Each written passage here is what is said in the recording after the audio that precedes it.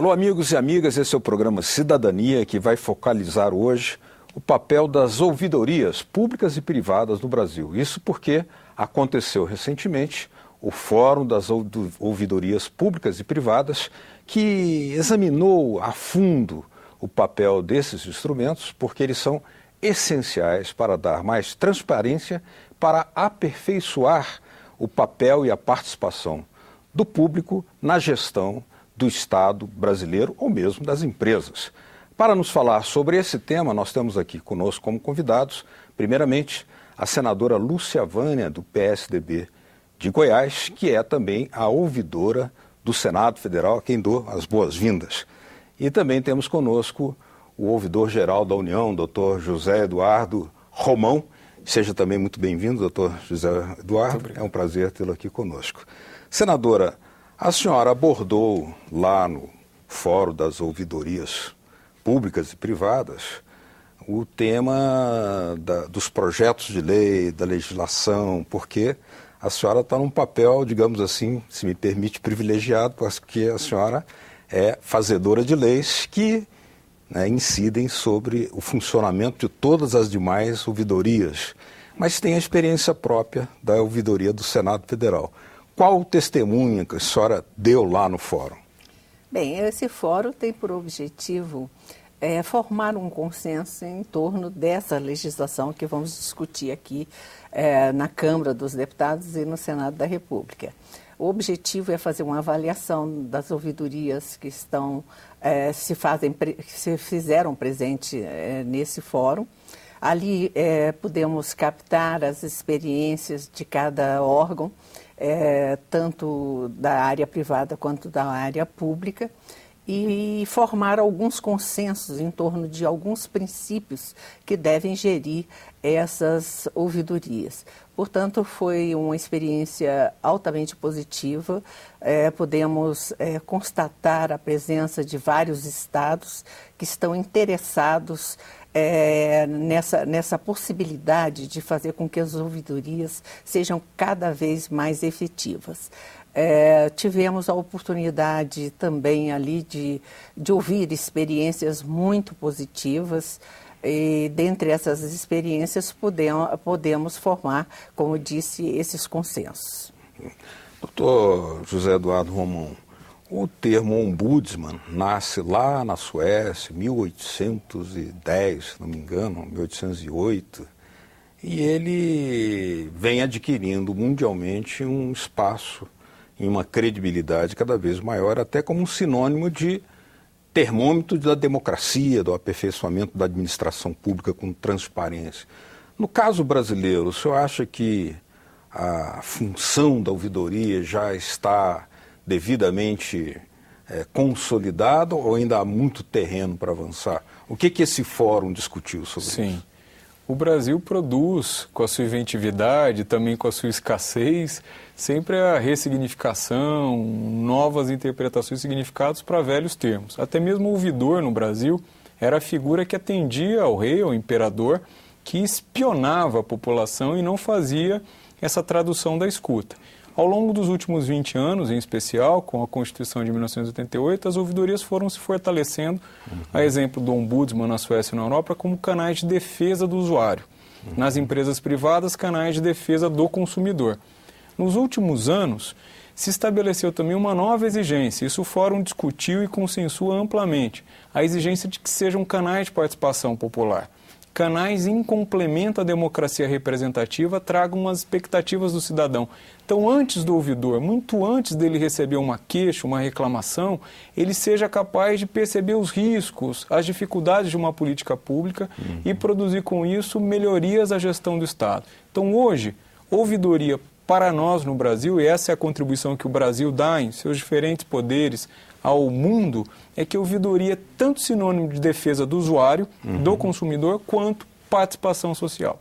Senadora, a senhora é ouvidora aqui do Senado Federal, uma ouvidoria ainda jovem, 2 anos, né?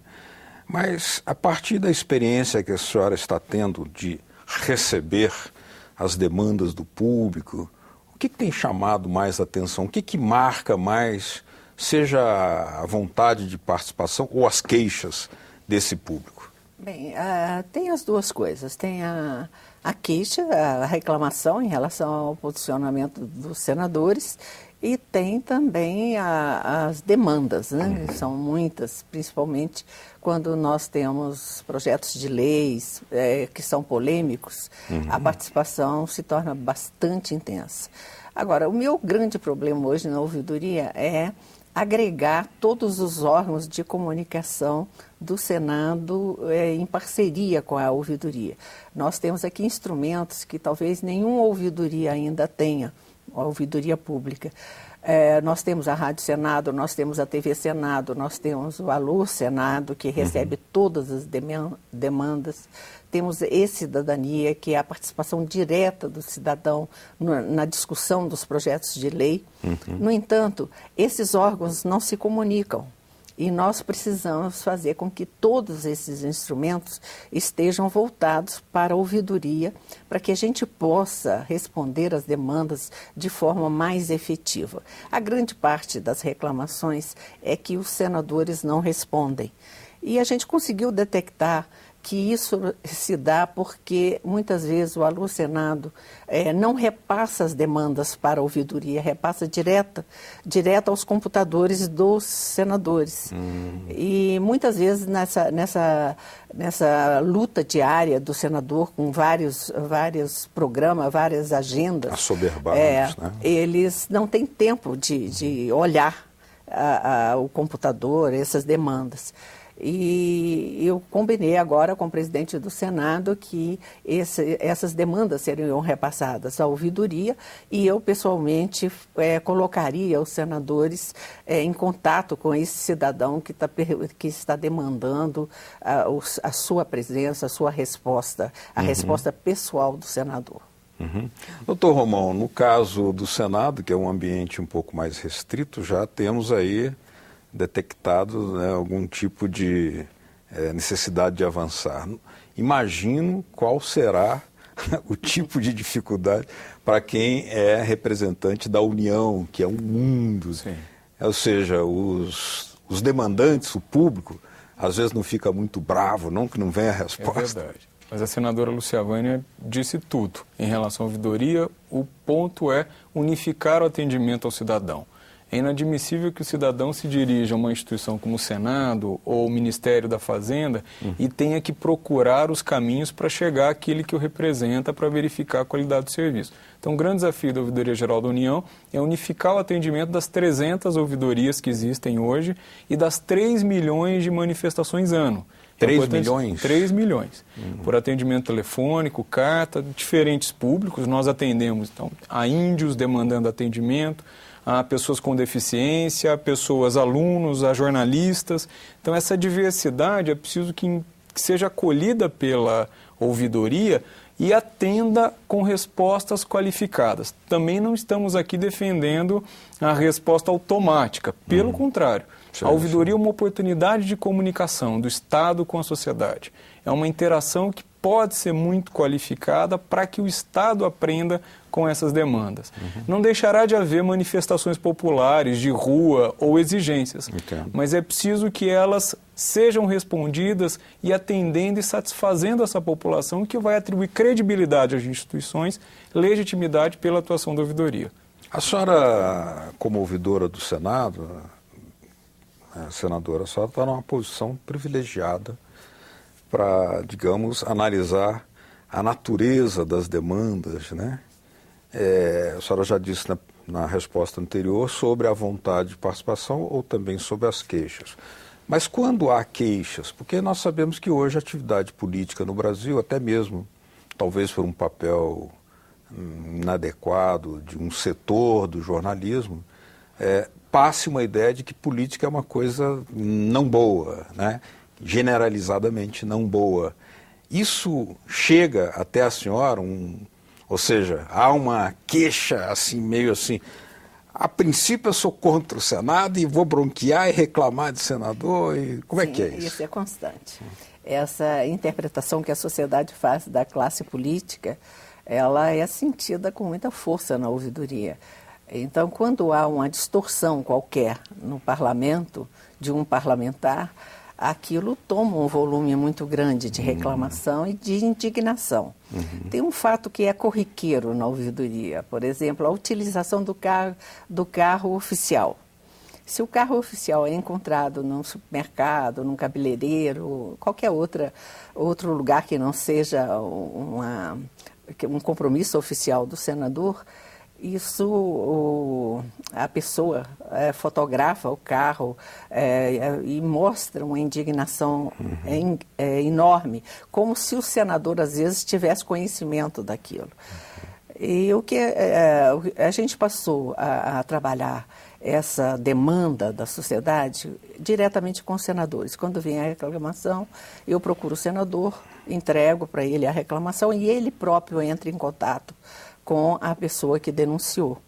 E ali conversa, e a gente faz isso também oficialmente, mas muitos senadores têm tomado a liberdade de ligar para a pessoa e explicar que ele vai tomar uma atitude em relação àquele fato, que ele vai, enfim, investigar o que houve, porque há muito abuso, às vezes, dos motoristas no trânsito. Isso também é uma queixa constante. Isso foi muito bom porque a gente vê que, com o tempo, foram reduzindo essas demandas em relação ao uso do carro oficial.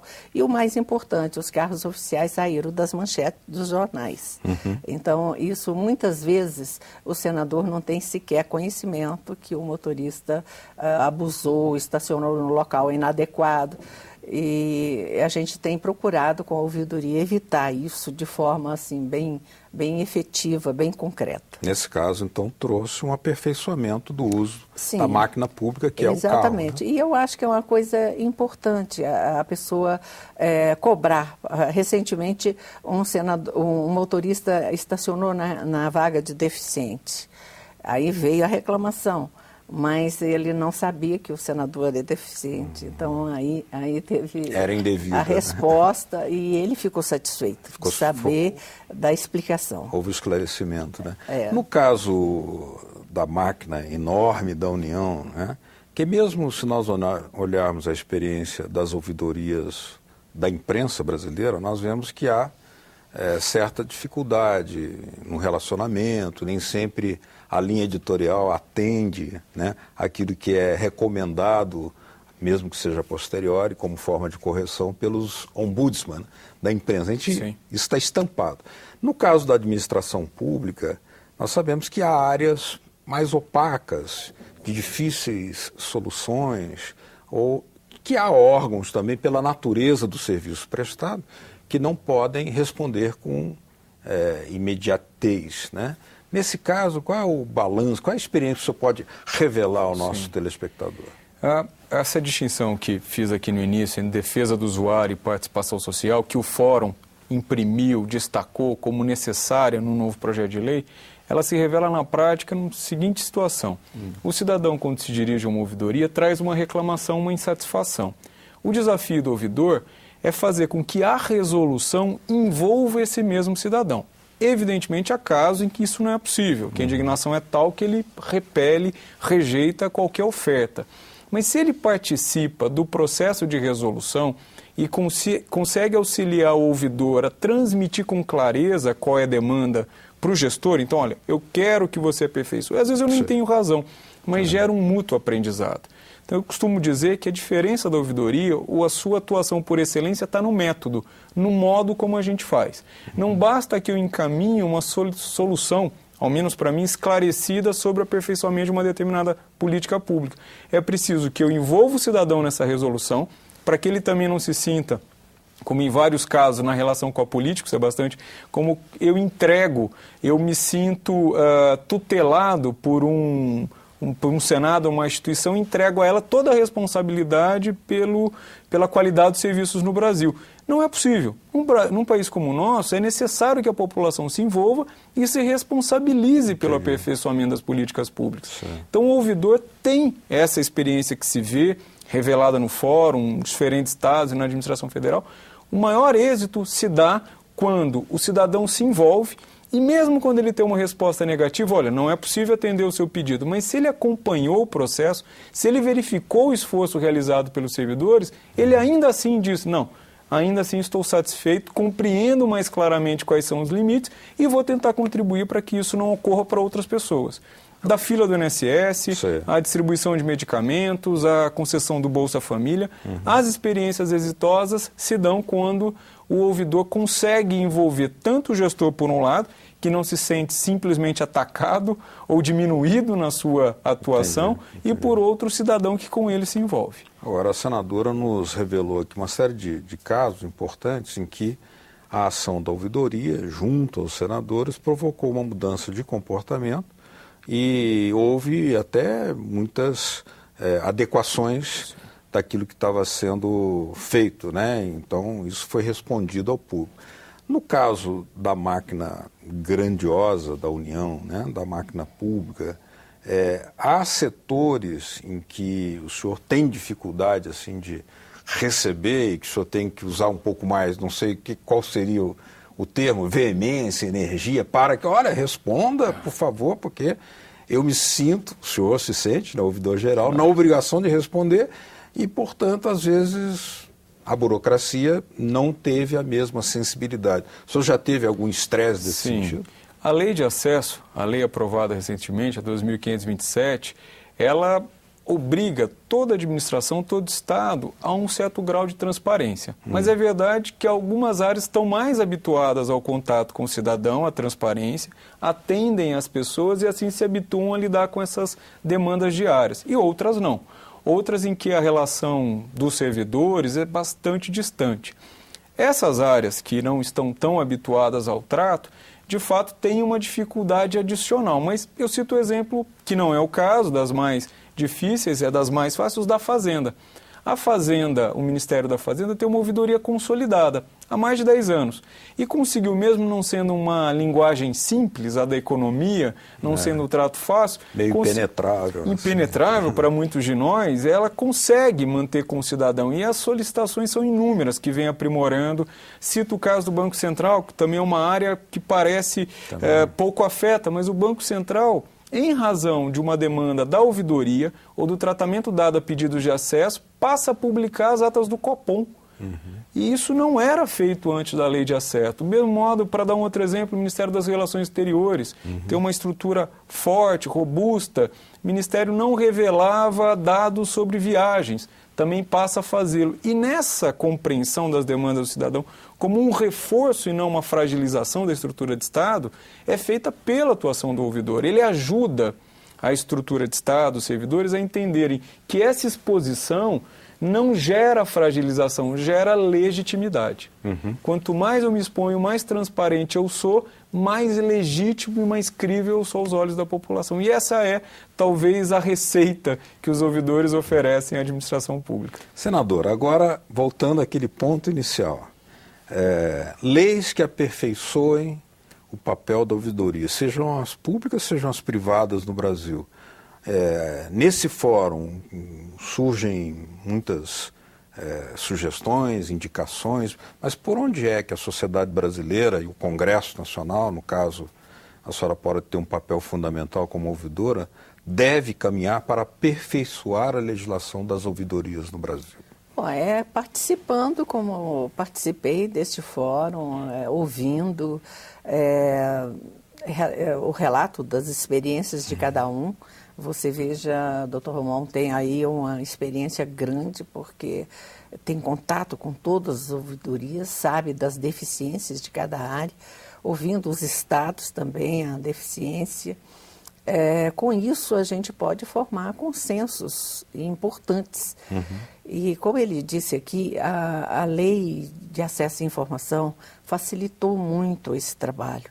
E as ouvidorias passaram a ser muito melhor compreendidas após a lei de acesso à informação. Portanto, esses fóruns, esses debates, esses contatos constantes que nós temos aqui com outros ouvidores, possibilita modernização da lei, possibilita que façamos uma lei que venha ao encontro de tudo isso que foi debatido aqui e que foi debatido especialmente no fórum. Uhum.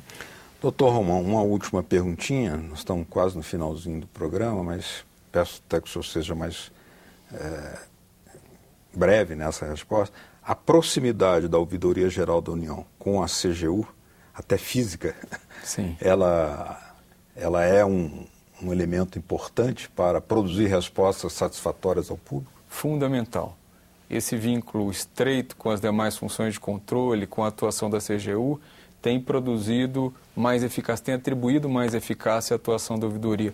É importante destacar que, às vezes, as pessoas ou os ouvidores vêm até com um certo receio, como a relação se dá com o controle.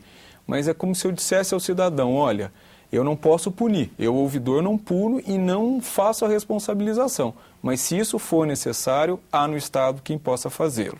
Então, isso o cidadão, com essa resposta, o cidadão sente, atribui credibilidade, sente-se amparado, seguro na atuação. Então, essa tem sido uma relação fundamental e indispensável. Muito bem, estamos chegando ao final do nosso programa por hoje.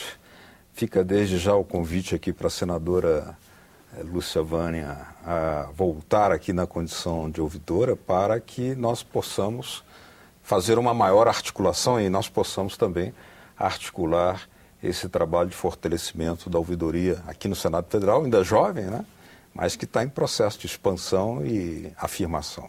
Muito obrigado, senadora, pela presença. Eu agradeço a você, a toda a equipe da TV Senado, essa oportunidade. Acho que a TV Senado tem sido uma grande parceira nossa na ouvidoria. Tá. Doutor Romão, muito obrigado pela presença. Aguardamos a volta aqui do senhor. Esperamos contar novamente com suas explicações aqui. Obrigado. As portas estão abertas. Muito obrigado também a vocês de casa que nos acompanharam. Nós temos aí na tela uma forma de você nos enviar suas queixas, suas demandas, né, suas indignações, por que não, sua crítica também. É o telefone 0800 61 22 11, ou se quiserem baixar para copiar esse ou outros programas da TV Senado, olha aí na telinha também o endereço www.senado.leg.br/TV. Muito obrigado mesmo pela sua audiência. Até o próximo Cidadania. Tchau.